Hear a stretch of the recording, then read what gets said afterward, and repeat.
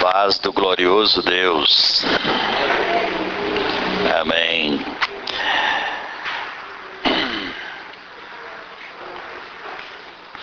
Nós temos falado esses dias sobre evangelismo de êxito, como termos resultado na missão de ganhar almas para Jesus. Na primeira noite, primeiro dia, nós falamos sobre a importância de vencer as resistências dos ares, né? A guerra espiritual. Precisamos vencer a oposição, porque o inimigo, ele tenta manter todos debaixo de uma cegueira. Mas nós sabemos que o Senhor nos deu autoridade para pisar serpentes e escorpiões e para vencer todo o poder do maligno. Por isso a Bíblia diz que as portas do inferno não prevalecem contra a igreja. Aleluia. Agora, na segunda noite, que foi ontem, nós falamos sobre a necessidade de termos testemunho de vida. Se nós não temos um testemunho de vida, nossa capacidade de influenciar pessoas fica totalmente comprometida. E hoje nós vamos falar sobre um terceiro ingrediente que eu considero indispensável no evangelismo. Quando nós falamos que você tem que dar fruto, que você precisa influenciar pessoas, precisa marcar vidas, isso não é por você nem pela sua própria capacidade. Tem um ingrediente sobrenatural. Se ele não estiver em ação, se a vida do Espírito não manifestar em nós, também nós não podemos fazer nada para Deus. Não damos resultado. Então nada é por nós mesmos, mas pela graça e pela presença do Espírito Santo em nossas vidas. Então o terceiro aspecto do evangelismo com êxito é a unção e a direção do Espírito Santo. Vou ficar devendo para os irmãos para falar sobre evangelismo, sobre discipulado, né? Porque acho que seria importante complementar este assunto sobre evangelismo. Aleluia. Quero te convidar a abrir sua Bíblia no Evangelho de Lucas.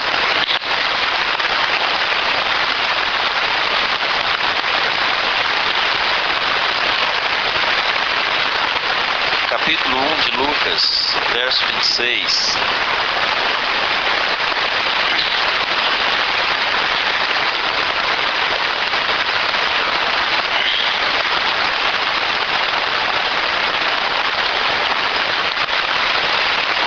Só para você guardar melhor, diga assim: Deus tem coisas para fazer na terra.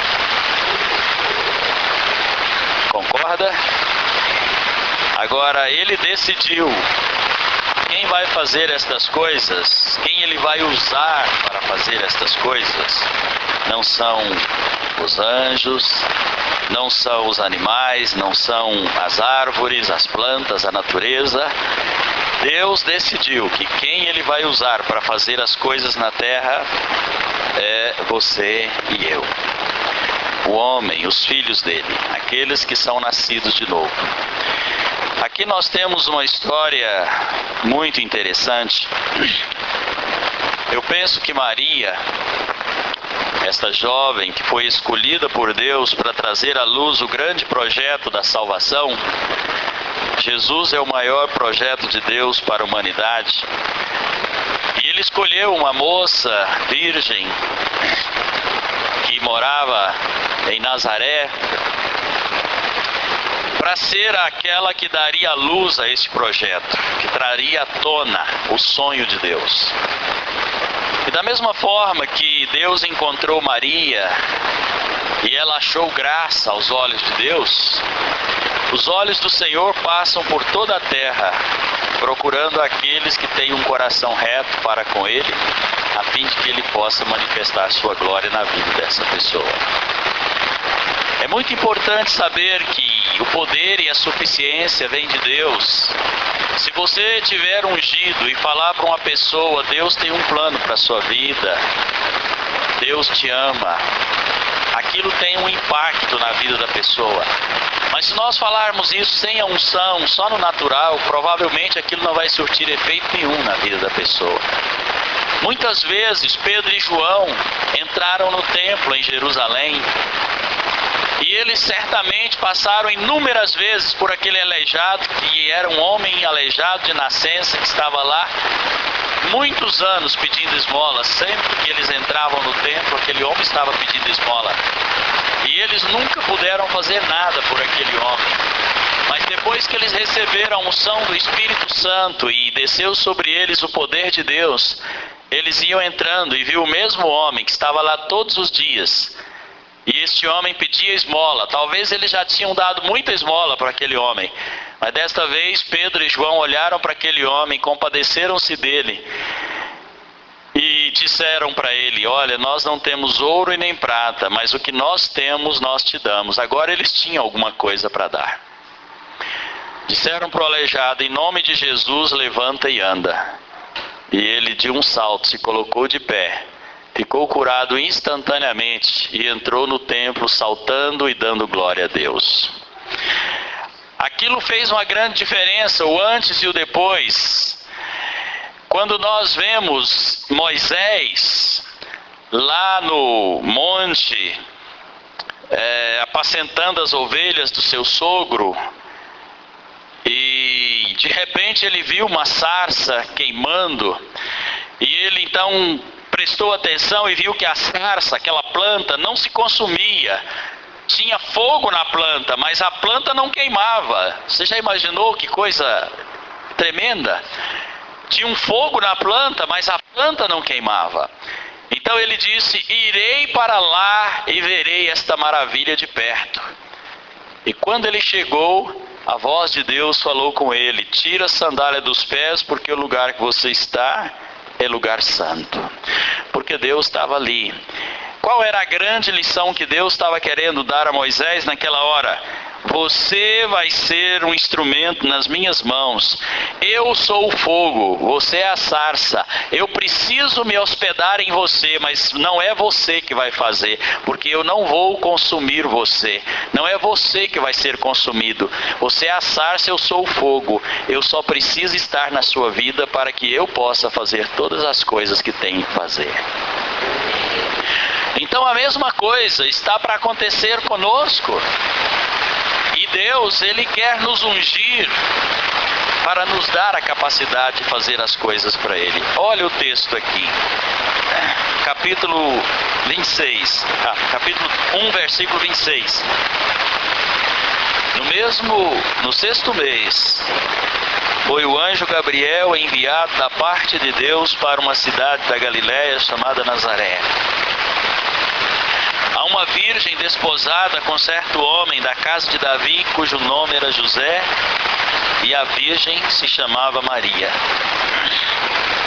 Entrando o anjo onde ela estava, disse: alegra-te, muito favorecida, o Senhor é contigo. Ela, porém, ao ouvir esta palavra, perturbou-se muito e se pôs a pensar no que significava esta saudação. Mas o anjo lhe disse: Maria, não temas, porque achaste graça diante de Deus. Eis que conceberás e darás à luz a um filho, a quem chamarás pelo nome de Jesus. Este será grande, será chamado Filho do Altíssimo. Deus, o Senhor, lhe dará o trono de Davi, seu pai. Ele reinará para sempre sobre a casa de Jacó, e o seu reinado não terá fim. Então disse Maria ao anjo: como será isto? Pois não tenho relação com homem algum. Respondeu-lhe o anjo: descerá sobre ti o Espírito Santo, e o poder do Altíssimo te envolverá com a sua sombra. Por isso também o ente que há de nascer será chamado Filho de Deus. Aleluia. Amados, a grande pergunta que você pode estar fazendo nessa altura é: como que eu vou ser usada por Deus ou usado por Deus? Como que eu vou dar resultado na minha vida? Como que eu vou marcar vidas? Como que eu vou influenciar pessoas? A resposta de Deus está aqui: descerá sobre ti o Espírito Santo, e o poder do Altíssimo te envolverá, e o que sair de ti será santo. Amém? Este é o grande segredo da vida. Jesus, quando ele veio aqui na terra, ele já existia lá na glória como um ser divino, mas ele resolveu tomar a forma humana, nasceu de Maria, tomou a forma humana para viver como homem. E ele precisava viver como homem. Ele nunca deixou sua divindade, ele nunca perdeu sua divindade, mas ele não operou na terra através da sua divindade. Ele operou na terra como um homem cheio do Espírito Santo. E é por isso que ele fala: quem crer em mim fará também as obras que eu faço, e outras maiores, porque eu vou para junto do Pai. E isso significava, como ele diz lá em João: eu rogarei ao Pai e ele vos dará um Consolador, o qual estará convosco todos os dias, até a consumação dos séculos. Então, amados, por que Jesus falou que nós poderíamos fazer as obras que ele fez? Se ele é divino, se fosse pela divindade dele, que ele operasse na terra, nós nunca poderíamos fazer as obras que ele fez, porque nós não somos divinos. Mas ele falou assim, porque o mesmo Espírito que estava sobre ele, está disponível para estar sobre a sua vida também. E ninguém pode deter um homem cheio do Espírito Santo. Ninguém pode deter uma pessoa totalmente entregue ao governo, ao domínio e à direção do Espírito Santo. Esta pessoa inevitavelmente vai gerar coisas tremendas. Deus vai usar essa pessoa para fazer coisas tremendas na terra. Tudo é uma questão de nos conscientizarmos. A maior necessidade da minha vida nessa terra é ter uma vida cheia do Espírito Santo. Esta tem que ser a maior necessidade detectada no coração de um crente. E é impressionante como Jesus operou debaixo do mover do Espírito. Olha Atos capítulo 10, versículo 38.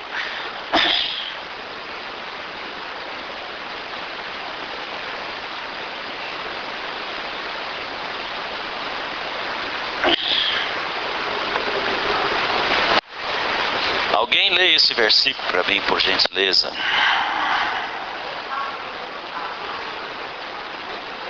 Atos 10, 38.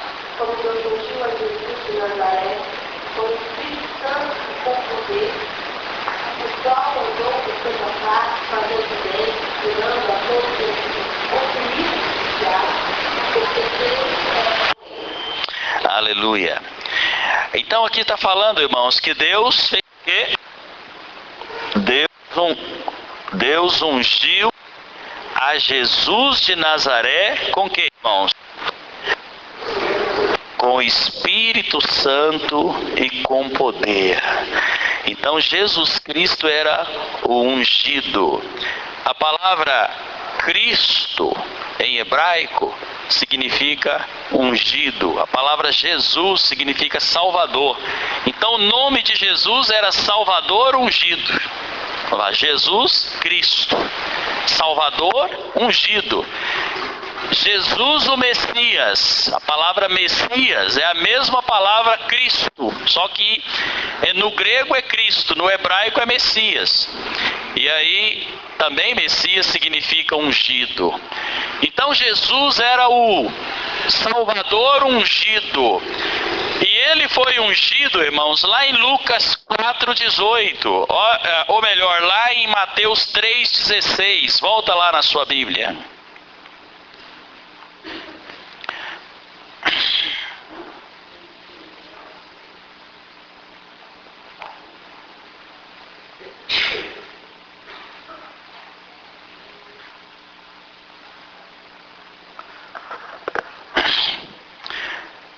Batizado, Jesus saiu logo da água, e eis que lhe abriram os céus, e viu o quê?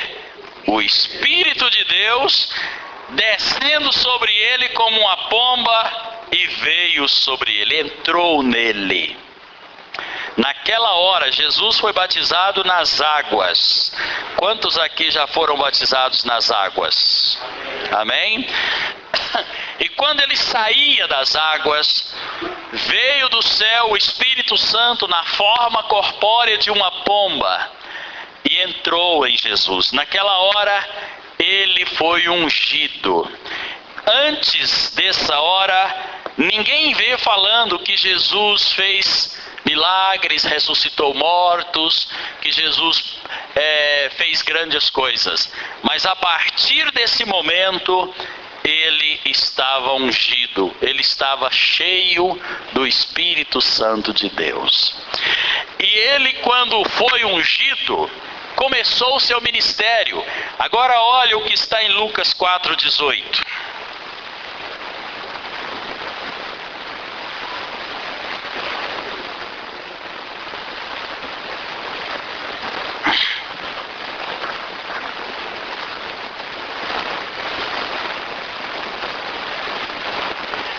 Jesus pregou em Nazaré.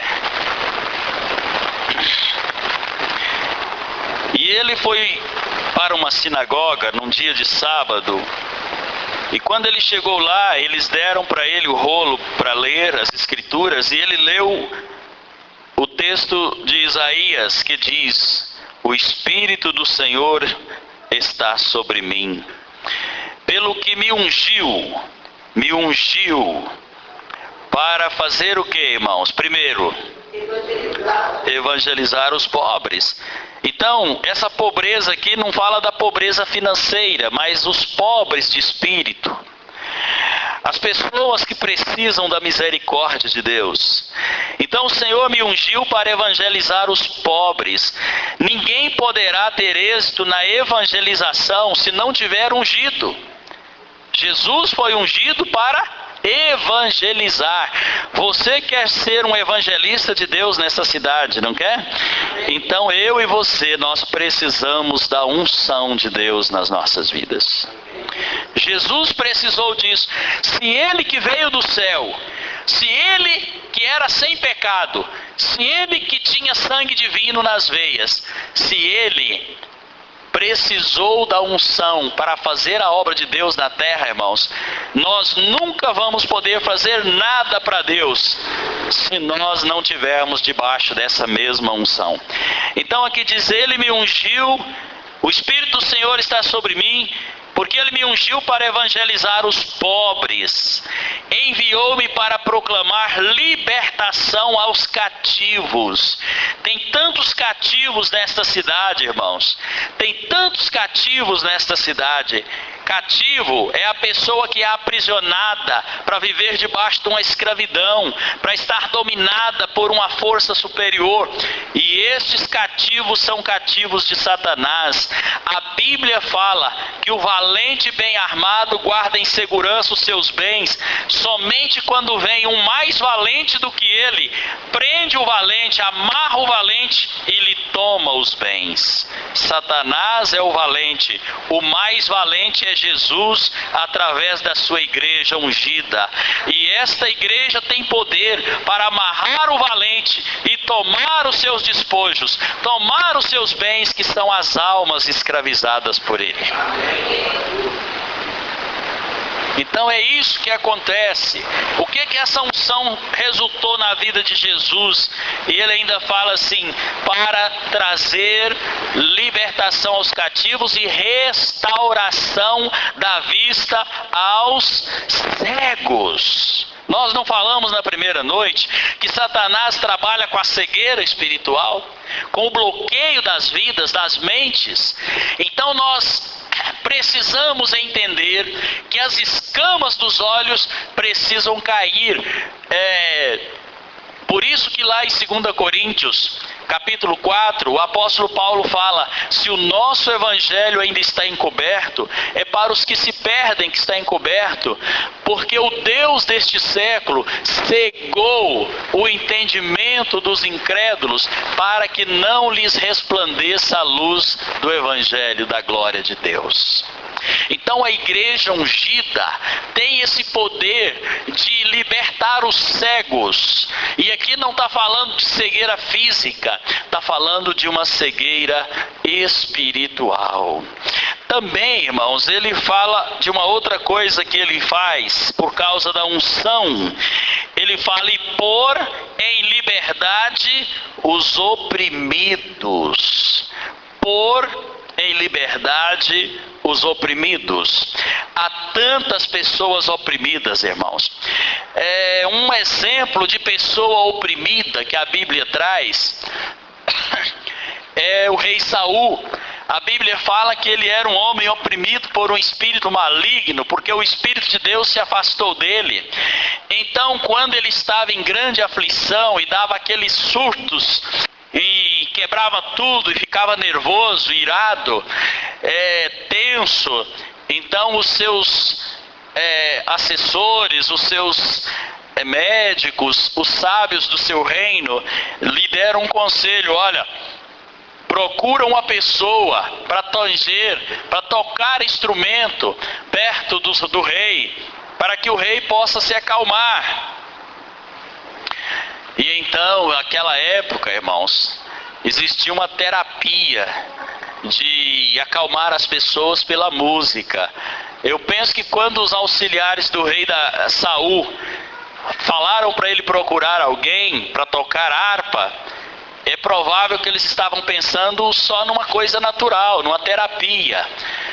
E aí alguém lá falou assim: eu conheço um, ele é forte, é homem de guerra, é sisudo em palavras, sabe tocar, e o Espírito de Deus é com ele. São 7 qualidades, mas a última é que faz diferença. Se Davi fosse só um tocador de harpa, irmãos, ele podia ir lá tocar nos ouvidos de Saul, não ia fazer diferença nenhuma. Mas como Davi tinha a unção de Deus na vida dele, como o Espírito do Senhor era com ele, a Bíblia diz que ele tangia a harpa e o espírito maligno fugia de Saul, e ele sentia um grande alívio, porque tinha a unção de Deus na vida dele. Sabe, irmãos, é preciso. Um tempo atrás eu estava em casa, estou falando isso para a glória de Deus, e tem uma moça em frente, onde eu estava morando, uma moça em frente muito perturbada, aflita, sempre cheia de problemas e confusões. E então 3 horas da manhã, tocou a nossa campainha lá, chamou na porta. Eu saí lá, minha esposa ficou assustada, porque normalmente quando chama de madrugada não é boa coisa, né? Então, aí a mãe daquela moça estava desesperada e falando assim: ô pastor, minha filha tá endemoniada, lá em casa já está tudo jogado no chão, eu tenho um filho doente, ela já está batendo nele, já sangrou meu marido, já está sangrando lá, e eu preciso de ajuda. Então eu vesti minha roupa e pedi a cobertura de Deus, do sangue de Jesus, e cheguei na porta daquela casa, olhei para aquela moça, aquele demônio olhou para mim com um olho de ódio, um olhar de ódio, e me deu uma compaixão tão grande para aquela moça. Então eu falei, aquele espírito maligno falou assim para mim: eu te odeio, eu te odeio. E eu falei assim: olha, eu também te odeio, demônio, mas essa vida aí é preciosa, e eu sou servo de Deus, estou coberto pelo sangue de Jesus, e você vai ter que ir embora daí, vai ter que sair. Nessas palavras simples, irmãos, aquela moça já caiu sentada, já perguntando onde é que eu estou, o que está acontecendo comigo. Jesus libertou ela. E quantas pessoas estão nessa mesma situação? Quanto Deus está precisando de pessoas para ajudar outros? Como Saul era perturbado e Davi libertava Saul. Como tantas outras histórias já aconteceram, irmãos. Na minha própria história de vida. E quantas histórias assim eu já presenciei. Mas quantas vezes, irmãos, nós somos impotentes e não podemos fazer nada para ajudar as pessoas. Nós só olhamos e pensamos, eu não tenho condição de fazer nada. Temos que fugir do problema, porque não estamos na unção do Espírito Santo. Então nós precisamos desta unção. E se você olhar esse texto em Isaías 61, de 1 a 3, você vai ver que esta unção, ela traz muito mais coisas na vida das pessoas, além de proclamar a liberdade dos cativos, de pregar boas novas aos quebrantados, de tirar a cegueira dos cegos. Lá em Isaías 61 fala que a presença de um ungido traz muito mais coisas na vida de um povo, na vida de uma família, na vida de uma cidade. Olha lá em Isaías 61, versículo 1 ao 3.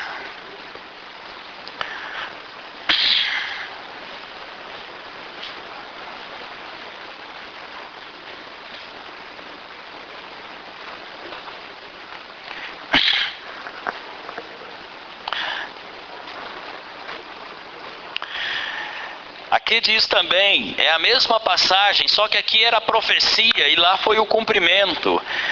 Mas falava de Jesus.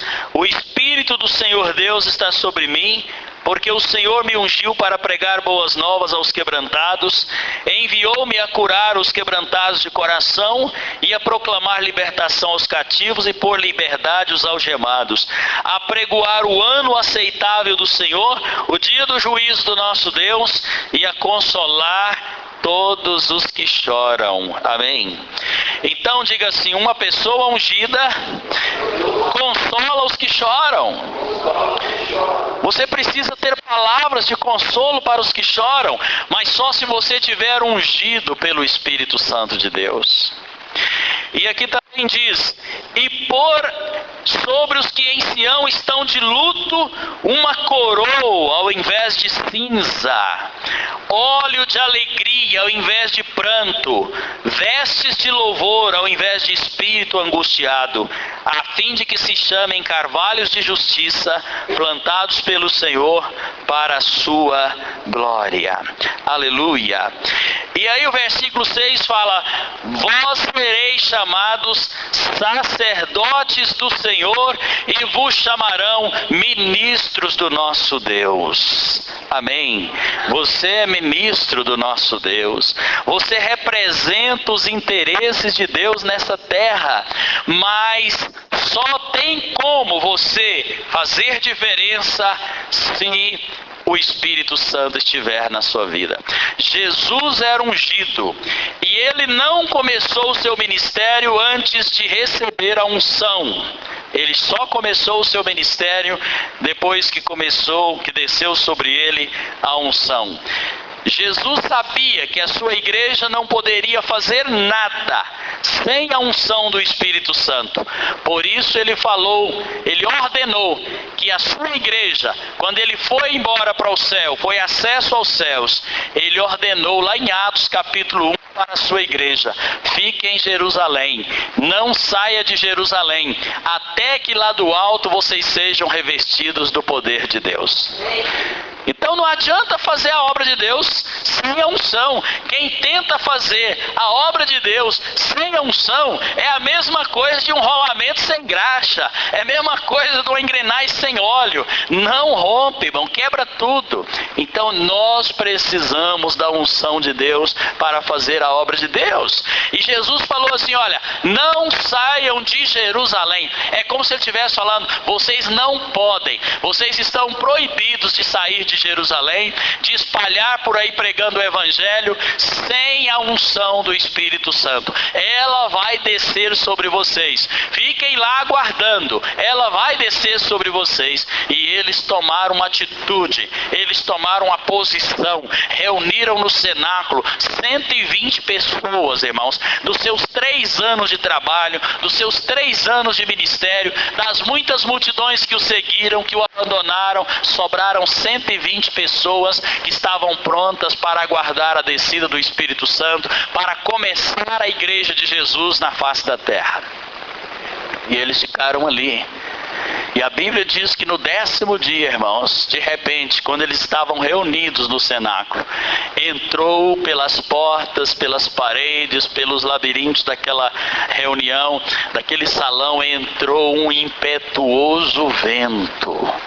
E apareceram no meio deles chamas de fogo, e aquelas chamas de fogo andavam no meio deles e ia descendo na cabeça de cada um, aquela mecha de fogo, né? Aquela chama de fogo, aquela língua de fogo descia sobre eles, e ao tocar cada cabeça, cada um recebia o poder do Espírito Santo, e eles ficaram todos cheios do Espírito Santo, e começaram a falar em línguas de outras nações, línguas de outras nações, dos povos que estavam ali em Jerusalém para a grande festa.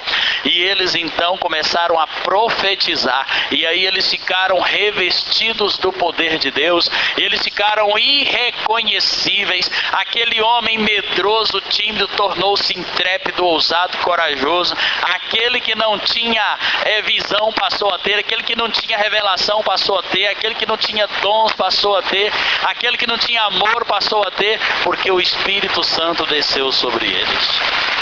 Então, o que faz a diferença na história de uma igreja, na história de um povo, na história de uma cidade, é a unção do Espírito Santo.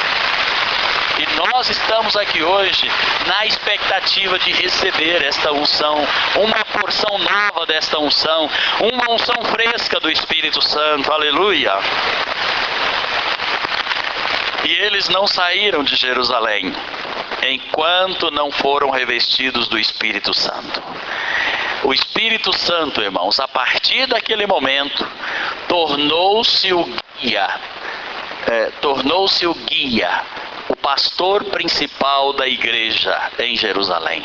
Diga: o Espírito Santo é o pastor principal desta igreja. Se ele é o pastor principal, então ele é quem manda. Ele é quem tem que dar as direções. E o que a igreja primitiva fazia, irmãos? Ela seguia as orientações do Espírito Santo, não é? Ela simplesmente obedecia o que o Espírito mandava. Eles não tomavam as decisões. Até lá no concílio de Jerusalém, quando os apóstolos se reuniram para decidir como fazer com os crentes que não eram judeus, aí está escrito lá em Atos: pareceu bem a nós e ao Espírito Santo que apenas recomende a eles não comer carne sacrificada, não comer sangue, abster-se das relações sexuais ilícitas. Mas quem foi que tomou aquela decisão? Os apóstolos juntos com o Espírito Santo. E o Espírito Santo dava todas as coordenadas. E a Bíblia diz que o Senhor acrescentava dia a dia o número dos salvos. Não é impressionante? Quem é que acrescenta? O Salmo 126 já fala assim, acho que é o 126: se o Senhor não edificar a casa, em vão trabalham os que a edificam.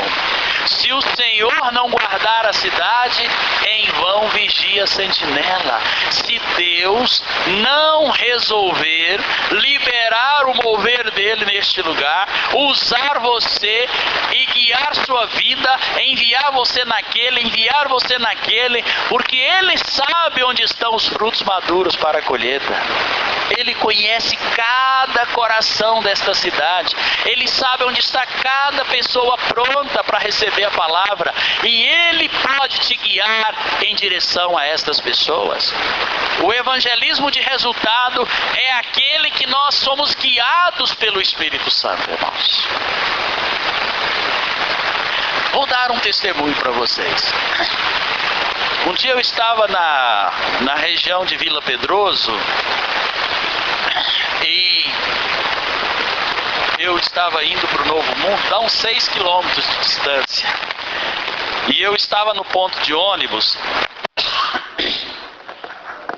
mas de repente veio uma impressão muito forte no meu espírito que era para me ir a pé. E estava um sol muito quente, irmãos. Era domingo de tarde, depois do almoço. Então, eu relutei um pouco, mas acabei decidindo. Eu vou. Se Deus está falando, eu vou. Não sei o que está acontecendo, mas eu vou.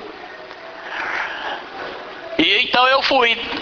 Desci uma grande descida, passei a ponte, parece que a pilha está acabando, né? Está falhando? Não, é só impressão no meu ouvido. Então eu andei. Quando eu já tinha andado uns 5 quilômetros, irmãos, eu encontro um soldado que eu conhecia. Eu não sei, eu fui militar por 13 anos, eu era primeiro sargento do Corpo de Bombeiros. Deus me chamou para assumir integralmente a obra, então eu pedi demissão do serviço. Então, amados, eu encontrei um soldado que eu conhecia e ele estava muito aflito, ele estava angustiado, tenso, e ele só percebeu que eu estava perto dele quando eu cheguei bem pertinho, porque ele estava ali mesmo viajando, como fala por aí, estava fora de si. E eu falei: olha, Davi, como é que você está, rapaz? Aí ele olhou para mim assim, eu vi que ele estava chorando. O que foi, Davi? Aí ele falou assim, ele não era crente não, ele falou assim: olha, eu estou procurando minha esposa porque eu resolvi que vou matar ela. Eu falei: mas o que foi? Não, a gente brigou, a gente rompeu o relacionamento, ela fez uma coisa muito errada e eu estou procurando ela, se eu encontrar eu vou matar. E ele estava com a pistola 765 assim, numa tiracolo, numa bolsinha. Irmãos, quando eu estou falando com o homem, a mulher dele não aparece na esquina. Chama-se Isabel, e ela apareceu ali.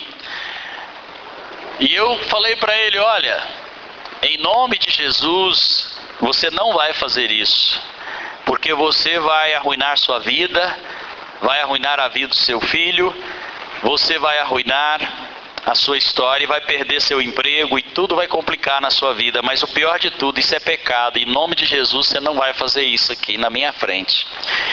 E ela passou, irmãos, e ele ficou tremendo, mas tremendo. E aí ela passou de cabeça baixa, desceu, e ele voltou para a casa dele.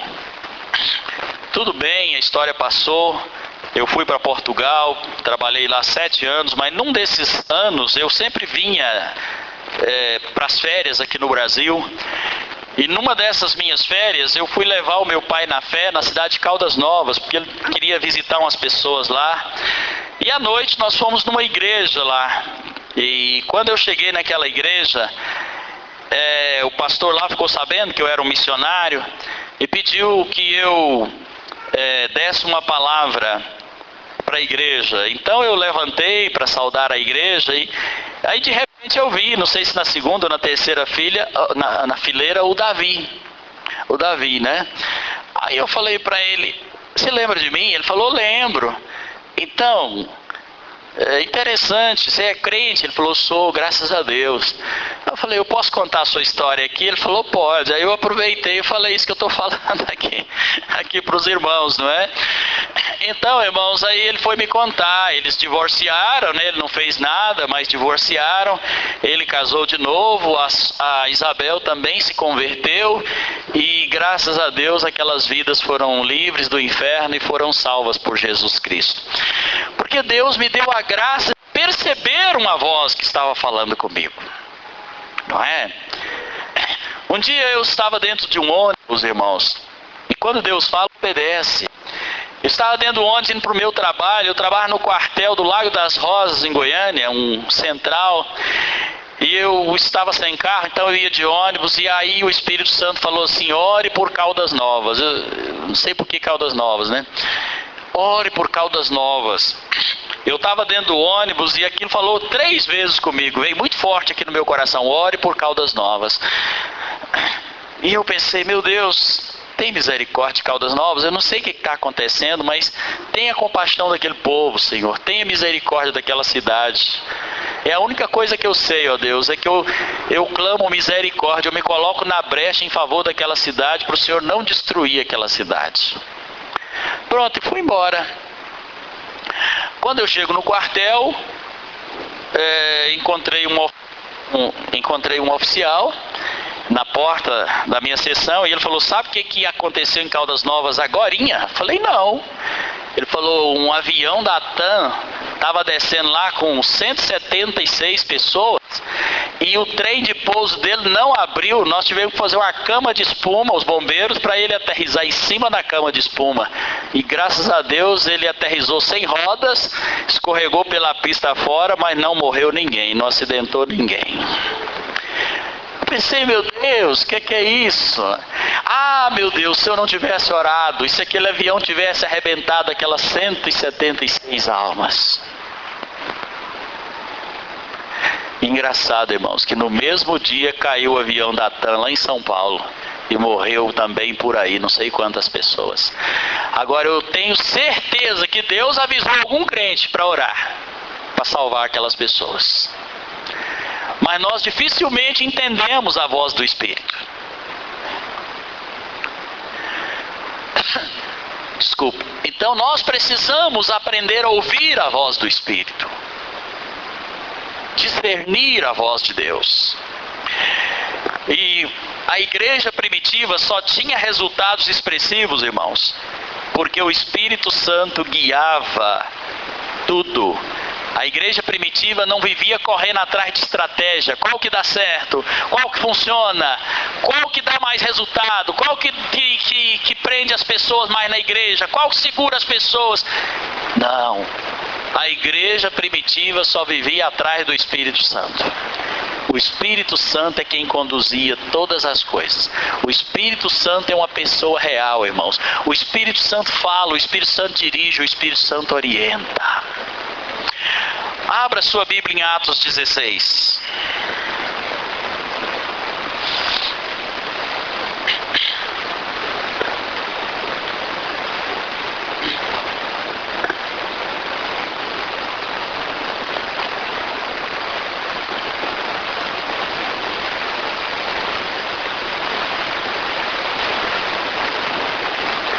Capítulo 16, versículo 6 em diante. Aqui os apóstolos estavam em viagem missionária e percorrendo a região frígio-gálata, tendo sido impedidos por quem? Pelo Espírito Santo de pregar a palavra na Ásia. Quem mandava era o Espírito Santo, irmãos. Olha aqui, eles planejaram, né? Vamos fazer uma viagem agora para a Ásia. Vamos pregar o Evangelho lá na Ásia. Mas quando eles entraram no barco, irmãos, quando eles começaram a viagem, aí ele fala: o Espírito Santo nos impediu. Engraçado, né? O Espírito Santo nos impediu. Aí eles pensaram: bom, já que o Espírito Santo não quer que vá para cá, então vamos mudar de rota. Olha aqui. Aí diz o seguinte: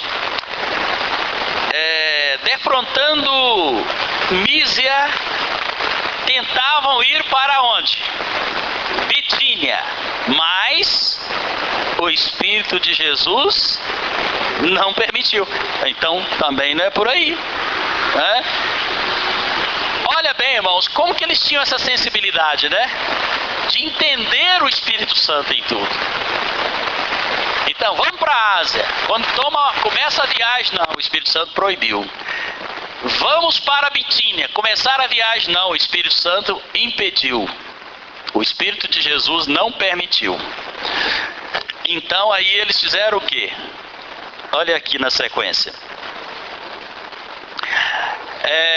À noite sobreveio a Paulo uma visão. Aleluia. A linguagem do Espírito é sonho, visão e profecia. À noite veio a Paulo uma visão na qual um varão macedônio estava em pé e lhe rogava, dizendo: passa a Macedônia e ajuda-nos. Assim que teve a visão, imediatamente partimos para aquele lugar, porque entendemos que Deus estava nos chamando para anunciar ali o Evangelho. Está vendo que coisa tremenda, irmãos? Como que o Espírito Santo é que determinava as coisas? E para encurtar a história, quando eles chegaram lá, procuraram a principal cidade da província da Macedônia, que era Filipos. E eles foram para a beira do rio orar. E quando chegaram lá, tinha muitas mulheres trabalhando na beira do rio, fazendo alguma coisa. Acho que lavando roupa ou coisa desse tipo. E eles então começaram a falar de Jesus para aquelas pessoas. E chegaram para uma mulher. E Deus tinha preparado tudo, porque Deus sabia onde estava aquela mulher, quem era aquela mulher. E quando eles chegaram lá, olha no versículo 13 do capítulo 16.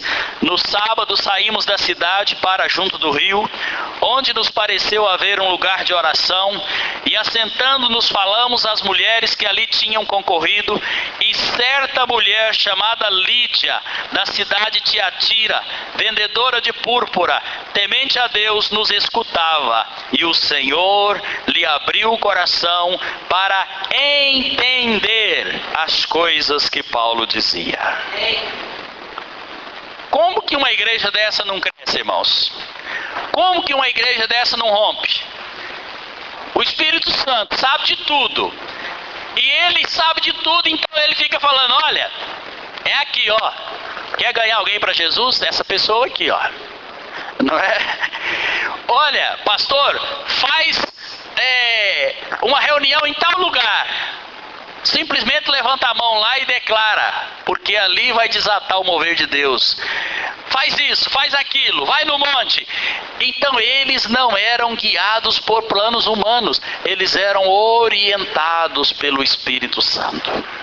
Vocês se lembram de Pedro e Cornélio?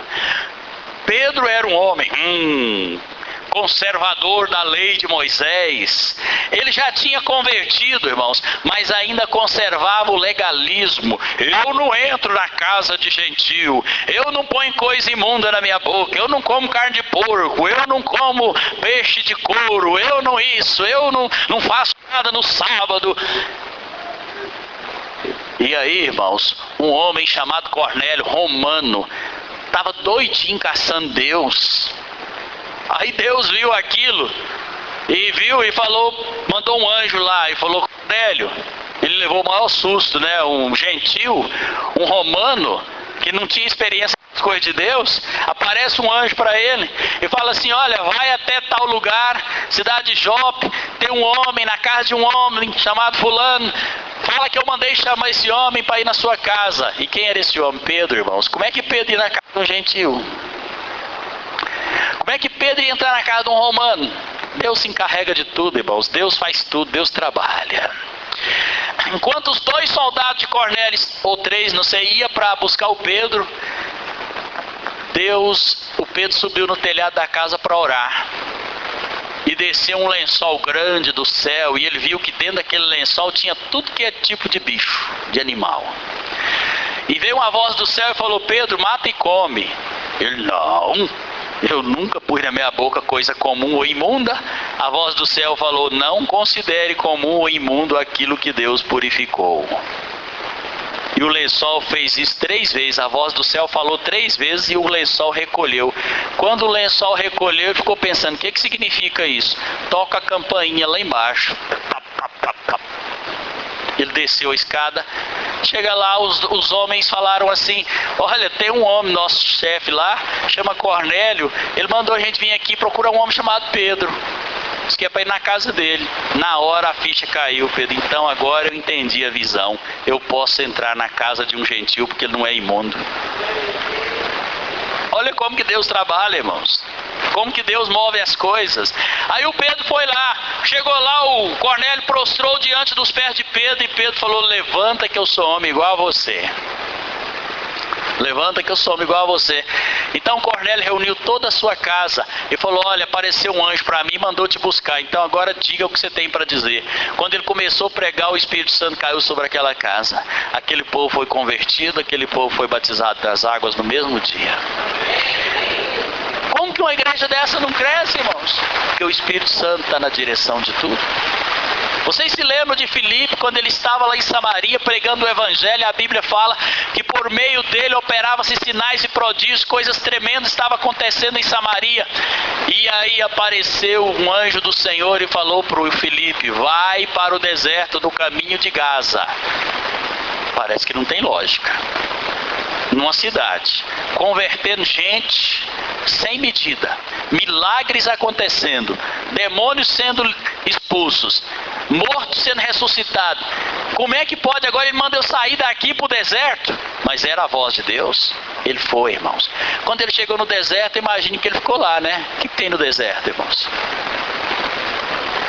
Eis que aparece uma carruagem, da carro de luxo. Era o Landau de hoje. Landau já foi do meu tempo, né?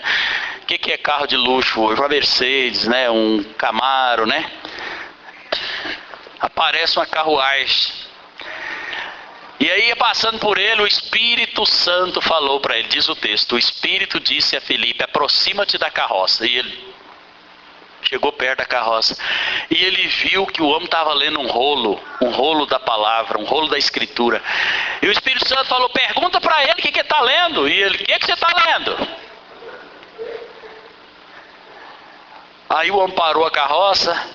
Ele falou: olha, eu estou lendo o rolo do profeta Isaías, mas não estou entendendo nada. Você pode me explicar? Ele falou: posso subir na carroça? Pode. Subiu na carroça. Sabe quem era aquele homem, irmãos? O ministro de finanças da Etiópia. E o Filipe explicou o evangelho para ele.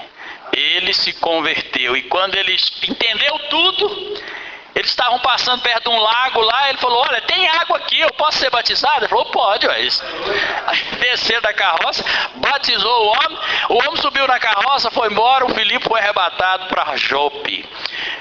E ainda até hoje, irmãos, a Etiópia é o país de maior proporção de evangélicos na África.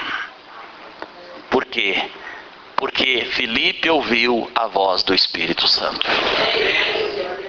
Filipe ouviu a voz do Espírito Santo. Então o Espírito Santo, ele tem capacidade, poder para guiar a igreja. E eu imagino que o Espírito Santo fica falando: fulano, oi cara, você não me escuta? Ô cara, não é aí não, rapaz, não vai dar nada, isso vai morrer de trabalhar e não vai dar nada. Olha aqui, cara, por favor, me escuta. É aqui, ó, é aquele ali que vai converter. Mas a gente, ó, surdo, não entende. Temos que ter sensibilidade. Sensibilidade, irmãos, para ouvir a voz do Espírito. Você já imaginou? Ele está pairando sobre uma cidade. Quando há um clamor da igreja, o Espírito de Deus paira sobre um povo, sobre uma cidade. E quando ele paira sobre uma cidade, ele começa a compungir corações.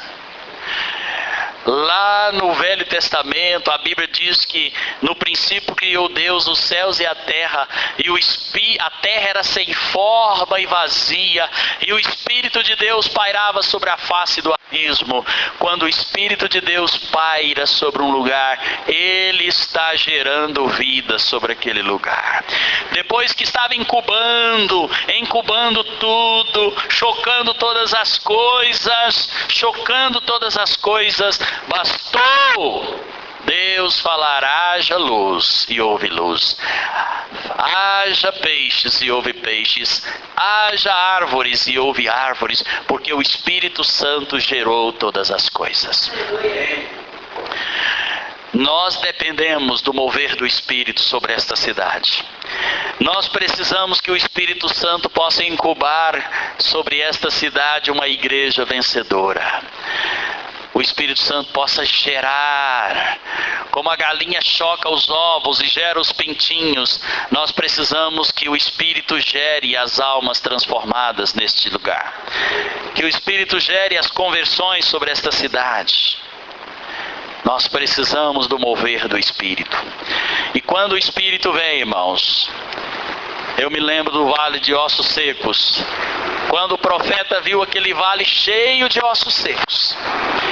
E talvez na nossa visão, esta cidade parece um vale de ossos secos. A gente olha tanta idolatria, a gente olha a maçonaria, a gente olha o engano, a gente olha o ateísmo, a gente olha a cegueira. E vem um certo desânimo nos nossos corações. E o Espírito perguntou, e Deus perguntou para o profeta, que estava tendo uma visão de um vale muito grande, mas cheio de ossos sequíssimos. Perguntou para o profeta: Ezequiel, podem estes ossos reviver novamente? E ele respondeu sabiamente: o Senhor sabe. Se o Senhor quiser, eles podem. Essa tem que ser nossa visão, mas tem a nossa parte. Aí o Senhor disse para o profeta: então abra sua boca e profetiza. Profetiza, ossos secos, vento sopra sobre estes ossos. E ele abriu a boca e começou a profetizar: reavivam ossos secos, reavivam ossos secos. E os ossos secos começaram a balançar, a tremer, a se mover, e cada osso começou a se juntar ao seu osso.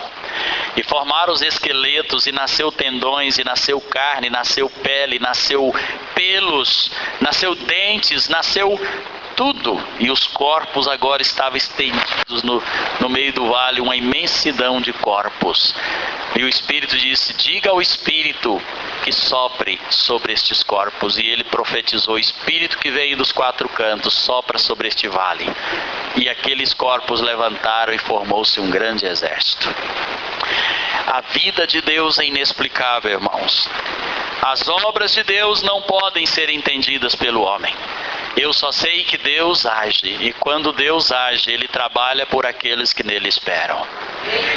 E quando Deus faz, a obra fica feita. E quando o mover de Deus vem, a graça de Deus vem, entendemos a direção do Espírito, começamos a fazer as coisas guiados pelo Espírito, irmãos, os resultados são inevitáveis.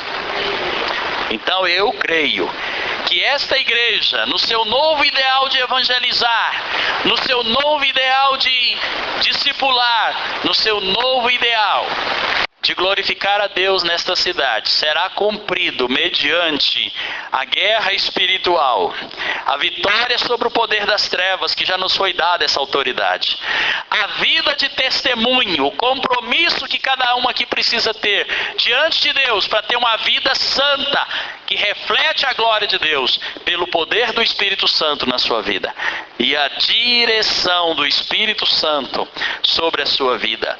Eu quero declarar então profeticamente, vamos ficar de pé?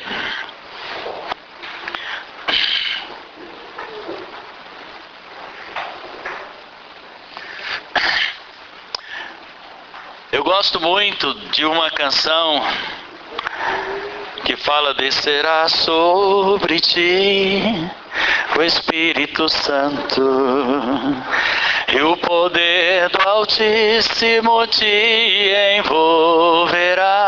Quantos creem? Levante a mão.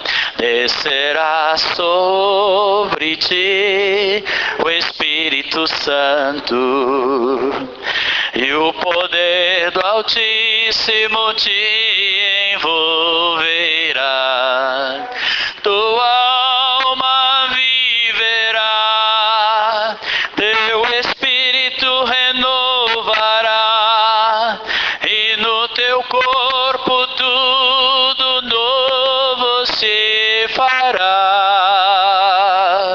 tua alma viverá, teu espírito renovará, e no teu corpo tudo novo se fará.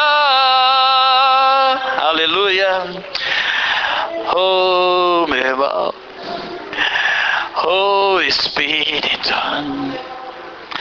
Vento do Espírito sopra neste lugar. Nesta noite ou nesta manhã, eu creio que Deus quer liberar uma unção fresca na sua vida.